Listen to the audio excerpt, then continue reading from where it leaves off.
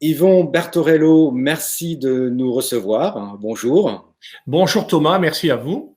Vous êtes l'auteur avec Alban Guillemois, qui est également en charge de l'illustration de Berdanette et Lourdes, l'enquête, une bande dessinée très belle, très intéressante, qui vient de recevoir, félicitations, le Grand Prix de la bande dessinée chrétienne du Festival d'Angoulême. C'était cette année.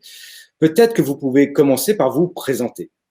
D'abord, merci de me recevoir. Alban étant très très pris en ce moment, ne pouvait pas être disponible, donc je le représente aussi. Moi, je suis réalisateur de documentaires et scénariste de bande dessinée, de livres illustrés. Je suis venu à la bande dessinée presque par hasard. Et depuis, je développe pas mal cet art. Je deviens plus directeur de collection qu'auteur, pour être très honnête, parce que j'ai vraiment plusieurs projets qui sont menés de front sur divers sujets et je peux plus vraiment suivre sur le plan et veut dire réalisation concrète. J'ai d'autres projets, je vais peut-être en parler après, quelques projets qui se préparent, donc ça m'est plus possible. Avec Alban, on a une assez longue amitié. C'est pas le premier ouvrage qu'on fait ensemble. On a fait un livre illustré avec Stéphane Bern chez Hugo sur les princes et les princesses. C'est très très joli, avec un texte aussi de Grégoire Mabi. Ensuite, on a cette BD sur Lourdes. C'est une, on avait la volonté de faire, de dépoussiérer un peu la BD religieuse. Moi, je sais pas pour dénigrer, je trouve ça magnifique. Quand j'étais enfant, j'ai lu les belles images, toutes les collections. Bon, c'est magnifique. Et il y a d'autres maisons d'édition qui font de très belles BD pour enfants. Mais nous, on voulait pour une fois être un peu iconoclaste et aborder une BD vraiment religieuse et sérieuse tout en ayant un style très différent. Et Alban Guillemois, je trouve qu'il se prêtait pas mal à l'exercice, surtout que ça l'intéressait à titre personnel. C'est un peu comme ça qu'on a commencé cette série qu'on a imaginé être une enquête, voilà, une jeune journaliste qui est une fiction bien entendu, qui est à New York, qui est catholique de naissance, mais qui est agnostique. Et par hasard, elle va faire un parcours dans le métro et elle va voir un monsieur qui lit le New York Times. Et en quatrième de couverture, on parle d'un miracle à Lourdes. Et elle se dit, ah, c'est quoi Lourdes, cette ville perdue dans le sud de l'Europe, dans la montagne.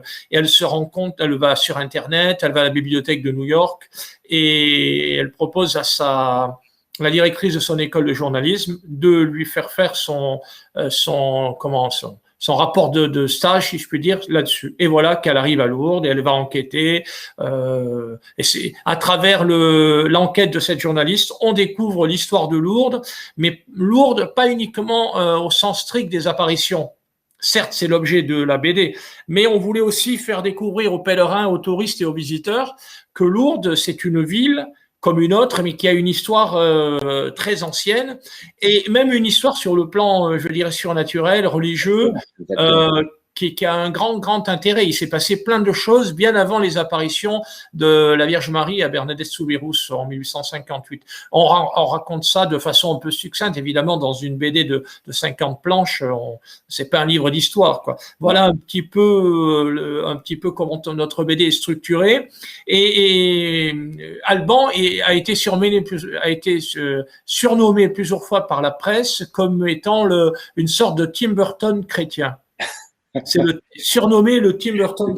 C'est un très beau surnom, du coup, et c'est très intéressant, c'est une bande dessinée comme celle-ci, entre le travail d'auteur, entre les dessins, les échanges, combien de temps cela prend-il pour que ce soit réalisé puis imprimé Alors, nécessaire entre l'idée qu'on a dans la tête et la sortie en librairie, il se passe au minimum une année, mais une année, c'est plutôt un an et demi en fait, voilà, parce qu'il faut se documenter. Alors Lourdes, évidemment, Alban et moi, on connaissait très très bien. Moi, je suis aussi hospitalier de Lourdes depuis 30 ans, donc c'était pas du tout une inconnue pour moi.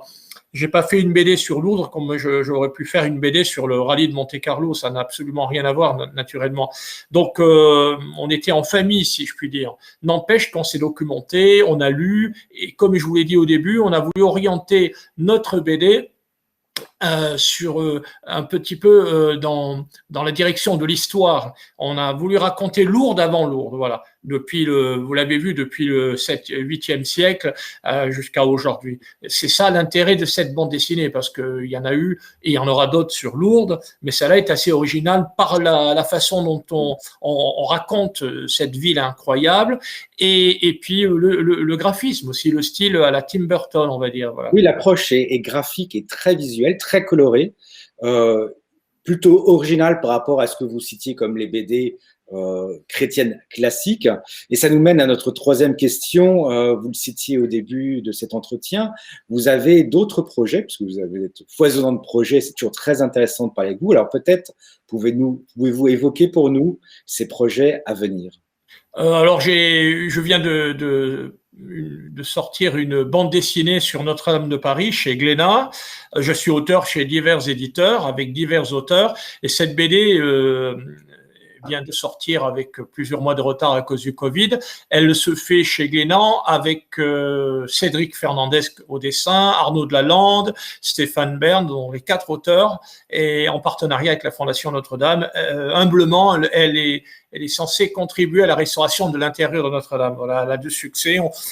Stéphane Bern s'investit beaucoup, ça lui tient à cœur. Bon, ça, c'est une BD qui vient de sortir. On a une BD sur Nevers, qui est la suite des enquêtes. Après Lourdes, on a fait celle sur Nevers, que vous pouvez voir ici, vous voyez, derrière, voilà. Ça, c'est sur Nevers. Donc, c'est le même style. On reconnaît le graphisme d'Alban Guillemois et c'est toujours la même journaliste qui est là, sur la voiture, dans la voiture, et qui va nous emmener à Nevers à la suite de Bernadette. Et là, on va raconter la vie du fondateur des Sœurs de Nevers où est rentrée Bernadette, parce que cet homme qui était frivole et mondain à la cour s'est converti et est devenu un prêtre austère. Austère, ça veut pas dire pas joyeux, ça veut dire très vertueux, quoi, voilà. Ça, c'est une chose. Autrement, j'ai une série sur le monde romain aux éditions du Rocher. Ça, c'est très historique. C'est des adolescents qui nous emmènent dans le monde romain. Il y a des flashbacks. C'est à la fois ludique, instructif. J'ai une série chez Dargaud avec Cédric Fernandez et Eric Stoffel sur les mondes d'Arverne chez Dargaud pour la jeunesse. Ça sortira en octobre. La suite du monde romain au mois de septembre. Et puis un dernier projet qui me tient à cœur vraiment, c'est une série sur les justes sous l'angle chrétien.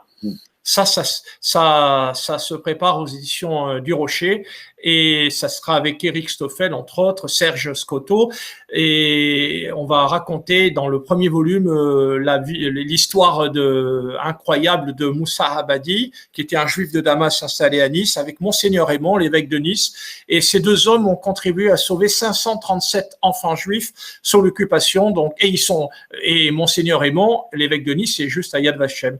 Voilà, ça c'est une chose. Et le dernier projet qui se prépare pour cette année, c'est une BD, alors très humanitaire, on va dire philanthropique, je sais pas comment il faut dire. C'est une BD sur la tempête Alex, dont une partie des revenus seront attribués à un fonds départemental pour les sinistrés des 3 vallées de l'arrière-pays niçois, voilà.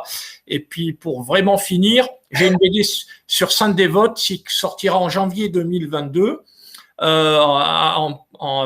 Grâce au partenariat de 2 mécènes monégasques, messieurs Rossi et Boscali. Voilà, ça sortira en janvier 2022. Et puis d'autres projets se préparent. De très très beaux projets que vous nous proposez.